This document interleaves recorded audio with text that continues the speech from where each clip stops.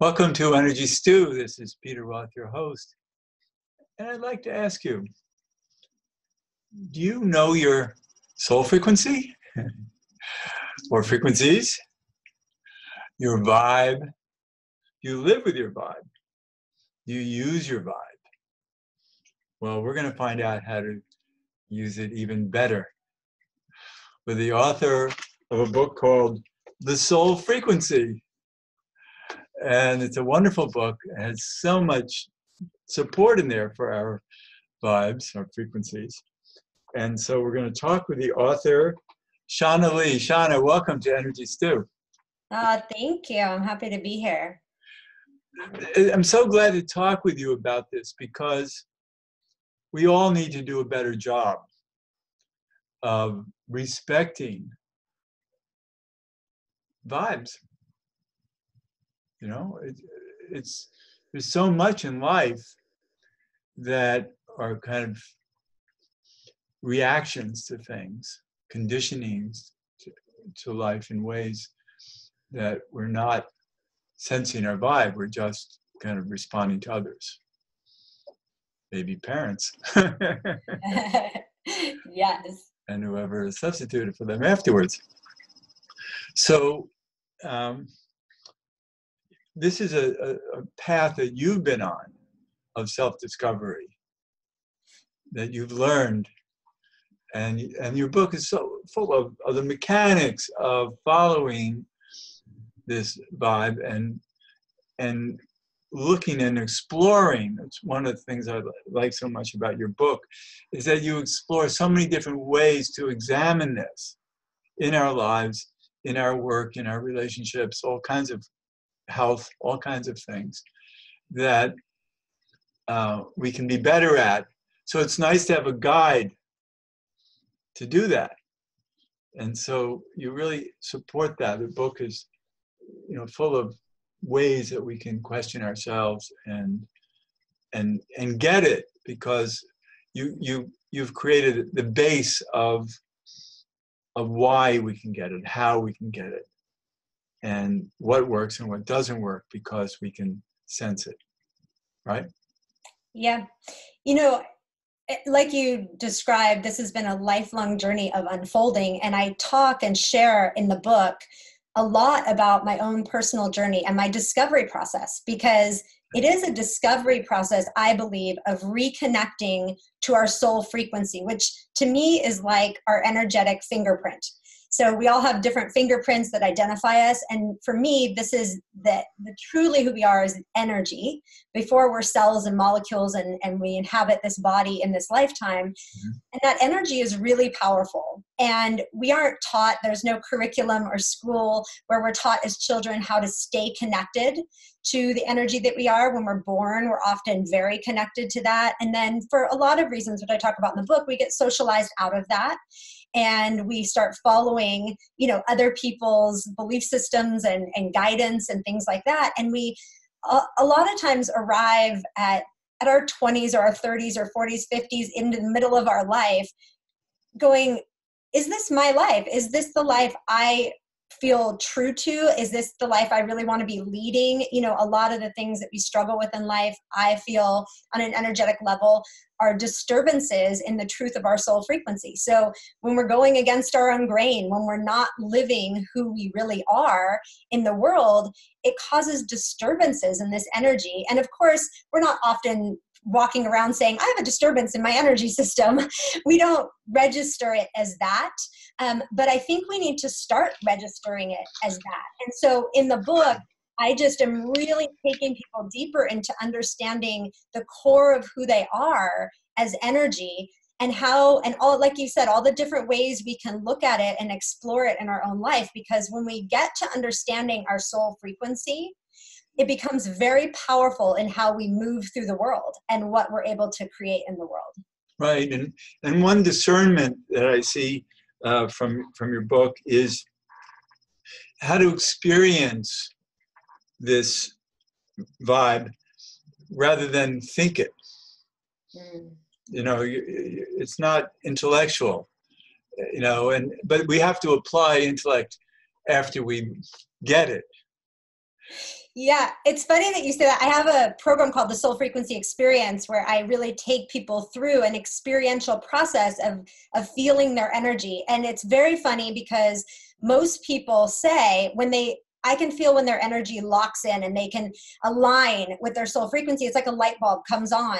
But most people describe it as indescribable. I don't have words for this. And that's because the brain, right, is where we get our words from, and our mind says this is how it goes. A plus B equals C. It's very linear. And the experience of locking into your soul frequency is often like, I don't even know how to describe this, or what am I feeling in my body, or what am I, all of a sudden people start doing things that they felt like they couldn't do before, right? And living in certain ways where they felt blocked before or felt stuck. And they have a hard time describing it with words because, like you said, it's not of the mind. It's a feeling. And it starts to inhabit you again. It starts to breathe life into you again. But words fail oftentimes. And that's why I think, we're in this time of transformation on the planet, but we're moving into starting to understand life beyond our mind and words and the truth of who we really are. And it often is through our feeling center. It's how we feel, and we don't know how to describe that all the time. Right.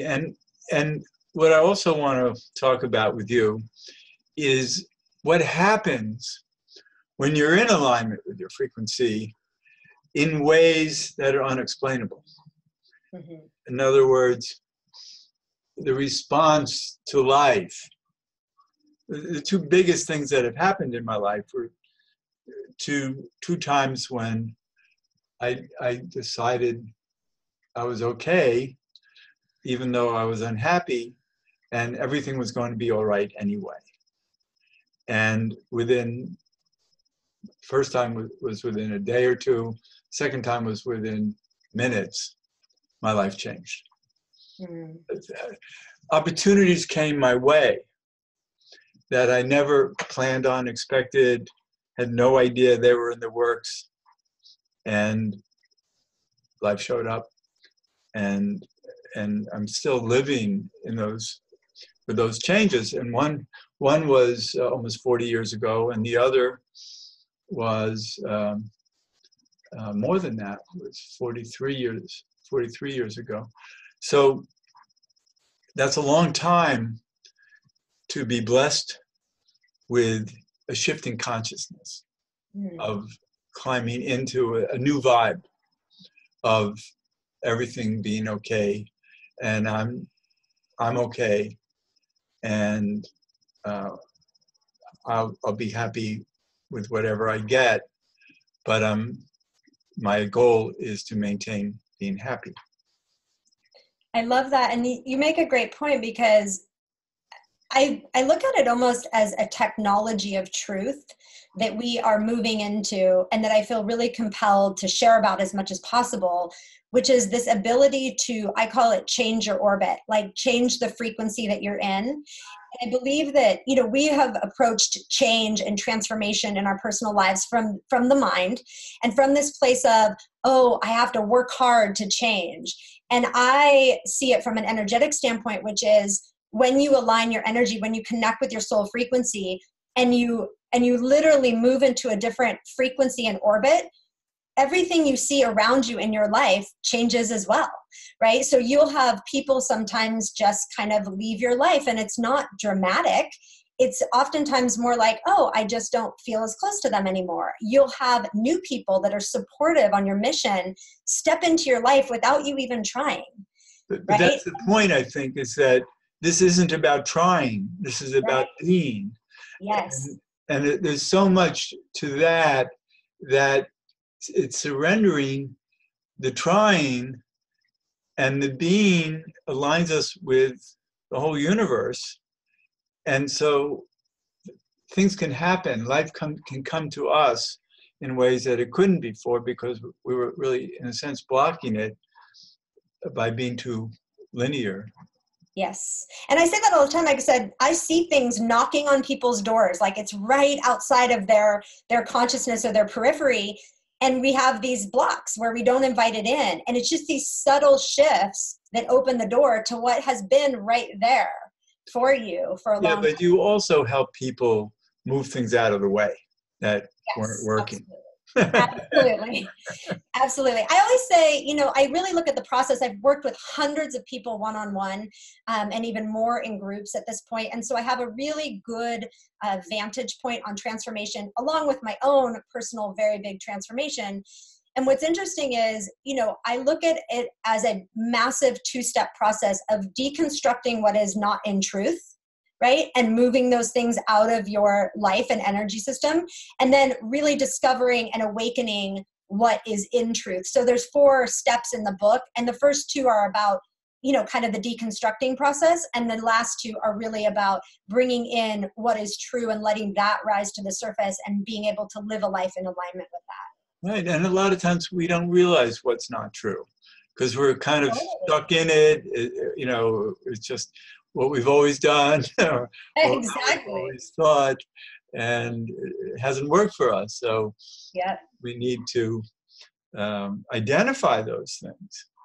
Absolutely. And I say that, I talk about that in the book. Like if you told me, are you living your truth 15 years ago, 10 years ago, I would have said, yeah, of course I am, right? Like we don't have that awareness until we have that awareness where it's like things don't feel right. Or oftentimes, which I mentioned in the book too, physical ailments oftentimes are a wake-up call for people that things are out of alignment for them. And it's like we don't pay attention when it's in the emotional realm. We don't pay attention sometimes when it's in the spiritual realm. We pay attention when we go to a doctor and we get a diagnosis, or we have someone say, hey, I'm having this physical pain in my body. And it can oftentimes open a doorway for exploration on how we're living life and what is working and not working for us. Well, often, people are awakened by diseases, by all kinds of trauma. Yeah. And they go, wait a minute, I have to, rediscover myself. What I was just thinking, though, was we can be in our vibe around people who aren't. And I was relating to a time about 30 years ago when I started from scratch. I started a manufacturing company. But my heart knew everything about it was right. It was just really an unfolding. I'd never done anything like that before. And I had to learn everything myself. And all the experts kept on telling me how wrong I was. And, oh, this is bound to fail. And, oh, you're doing this wrong and that wrong. And everything that I did just felt natural. So I just kept pursuing it and ignoring the people who were the naysayers. And it turned out that I was right and they were wrong. And the company was successful for 12 years until I sold it. But it was shockingly successful because there were so many naysayers. So many people get discouraged by that. And people wondered why I wasn't being discouraged. Hey, you're doing it wrong, buddy. So get out of your way. And, no, I think I'm doing it right. So, maybe your job is to really feel the vibe of the person, to know that they're on the vibe, and to encourage that. And, because it's another thing to be kind of in a conditioned way of doing something that's not in the vibe. It's not in your soul frequency, but you're conditioned to be that way. And so you might insist on it. It could have to do with addictions or whatever, and they insist on it. And I guess it's your job to help them identify what's not working.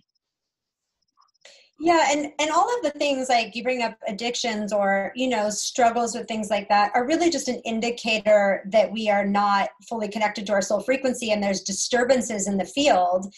And it's really just about getting to what is the truth beneath that. So the idea of trying to abstain from something you're addicted to, whether that's like over exercising or whether that's, alcohol or food, or it doesn't really matter what the addiction is. It's just, if we could look at them as like, oh, this is an indicator, right? That there is something like not right for me in my life, and I really need to go on a journey of figuring out what that is. And so I just help people connect to that really quickly, so it doesn't need to be a 10-year journey of trying to figure that out. And once we go ahead and adjust, like, what's that truth underneath there, the desire for the addiction dissipates. It's an energy, and that energetic tie starts to dissipate underneath the surface. So it's, again, like I say, I really believe this is a technology of understanding how we're truly configured, and how we can reconfigure ourselves to be more in truth of what we are, like who we are built to be in this lifetime.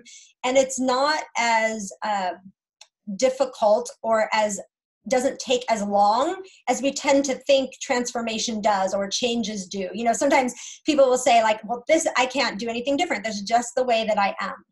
And I say, are you sure that it's the way that you are? Because like you said, oftentimes we think we are a certain way, and we discover truths that are vastly different from that. And going on that journey of deep inner truth is just very powerful in uncovering what is working for us, what is not working for us. And people always say, what's my purpose? I have trouble finding my purpose. Purpose just rises to the surface when you get to the truth. So it's not something that's outside of us that we have to go and try and find. It's literally a byproduct of the work that I do with people, where you'll just see purpose rise to the surface once we've cleared away the things that are keeping it hidden. Right. And let's also identify it as heart. You know, that our purpose comes from our heart, not from our mind. And so the vibe, this soul frequency, is a heart alignment, really. Mm-hmm. Exactly. And, you know, you could say to people, what does your heart say about this, not your mind? And, you know, to some people that rings a bell. Yeah. You know, because some people might not speak the language of soul frequency or vibe, but they'll speak the frequency of heart. Yes. And, you know, I think what's important is that not only that you wrote the book, but that you're working with people, because most people are not their own best champions by themselves. Truth. You know, they have to make choices of who to be champions with. That's why we're not on our own planets alone. True.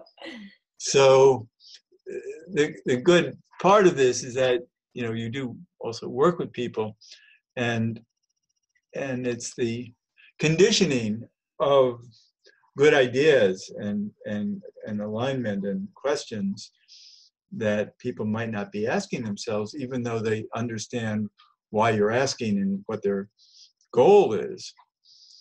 They might not have the willpower to pursue it as strong as they need to. Mm-hmm. And so they call on someone like you who says, can I borrow your willpower a little bit? Yeah, for sure. And I think, you know, I think one of the things that feels good to people is a fast path. I don't think we like to not know or feel like we're struggling. And so I offer people, because of the way that my gift works, the ability to see, and to see pretty quickly. And I think there's always a feeling of release, like, oh, that's why I do that. Or, oh, that's why, you know, it's like, we just want to understand. And that's why I think I love the mind. And I think, you know, sometimes there are practices in the energetic realm that are bypassing the mind and really just working with people's energy, which I think is amazing. But I also like to take the conscious mind along for the ride, because I think it's so curious and it also wants to know. And so when you're working at an energetic level and you're also speaking to the conscious mind, it's a very powerful catalyst, right? Because then the conscious mind is like, oh, I'm being brought along for the ride too. This is good, and I'm understanding. You're speaking to the open mind. Yes, exactly. So I've seen in my work that the combination of both of those is effective. Yeah, it's you know, it's helpful to have that coordination between all of our senses. And but now I want to just talk about people being able to recognize the sources of their issues that have led them astray, because you help people look at their childhoods and look at their early choices in life and why they might have made them, and understand, I mean, for instance, I'm thinking that I grew up in a family of artists. So I was conditioned to need to become an artist. Mm-hmm. And the first good part of my life, that's what I was pursuing, but I didn't have the talent for it. Mm-hmm. It was ridiculous, but art was God. And so, I bumped along for quite a while, not doing well because, I was pursuing the wrong direction. So a lot of what your job is, I guess, is to help people, understand why they got into the soup that they're in.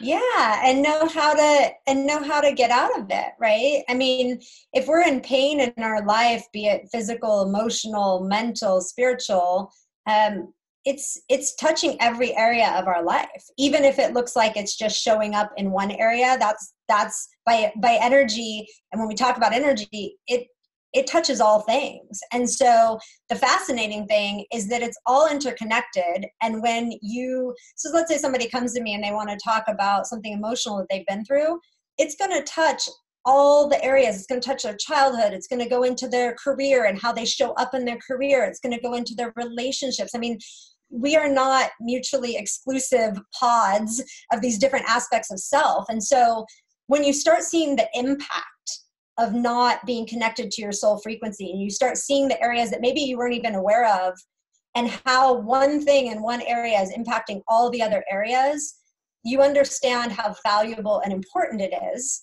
that to go deeper and to understand your truth, because it's like dominoes, right? And it's all going to they're all going to stand up together, or they're all going to topple over on each other. And that doesn't feel good. And that's not fun in life. And so I'm really about people being happy and living fulfilled lives that they feel good about, right? To wake up every day and say, I'm living my truth and I feel good about this, and that I'm valuable in the world being who I really am.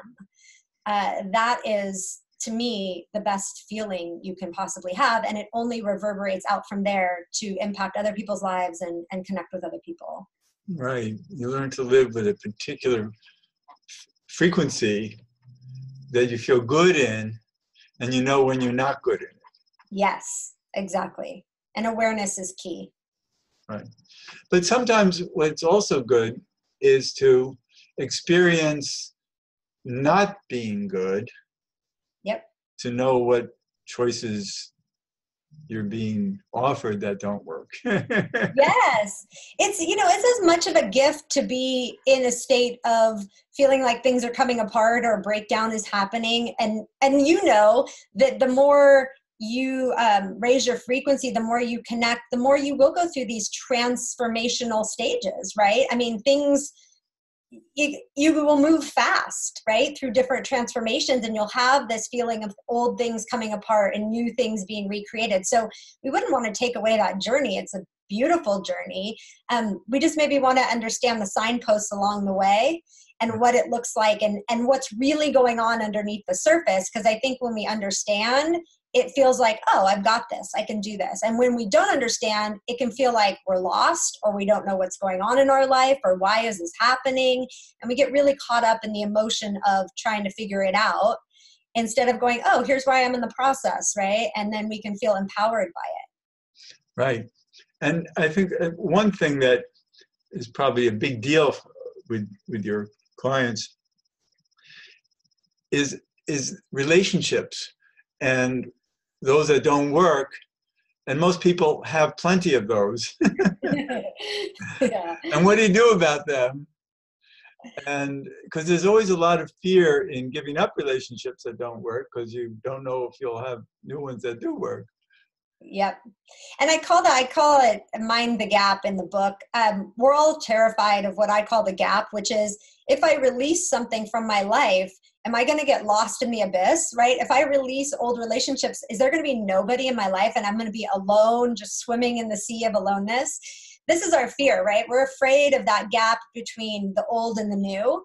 And so we don't want to release the old, right? And we're like, until you show me what's behind door number 2, like I want to see the new first and then I'll release the old. But the universe doesn't usually work that way because it's about building that trust and faith and being able to close the door. But it's good also to have someone like you be assuring. Oh, for sure. And that's why, I mean, intuition is a beautiful thing, and being able to say, like, you know, if you want to transform in this way, this is what you can look forward to because I can see that. That's really helpful for people. I know it was in my transformation, like having people say, well, you're not going into the gap or the abyss. Like you're just reformulating your life and this is what's on the other side of it. Then you're like, oh, okay, well, you know, this feels like, this feels good and happy and I want to move towards this. Right, great. So we're really at the end of the show, surprisingly enough, it went so fast. And I want to bring us back to the title of your book, The Soul Frequency, Your Healthy, Awakened, and Authentic Life. And your name is Shanna Lee, and how can people connect to you or your website or what can you tell me? Yeah, the website is thesoulfrequency.com, and there are 4 book bonuses that you can get at thesoulfrequencybook.com that go along with the book. Also, I'm on Instagram all the time, which my handle is @thesoulfrequency. Wonderful. Shanna, thank you. It's such a joy to talk with you. Thank you. It's been a joy to spend this time with you. Thank you. And this is Peter Roth, your host of Energy Stew at prn.fm. I can be reached at peter@heartriver, HEART river.org. I'd love to hear from you, and thanks so much for listening.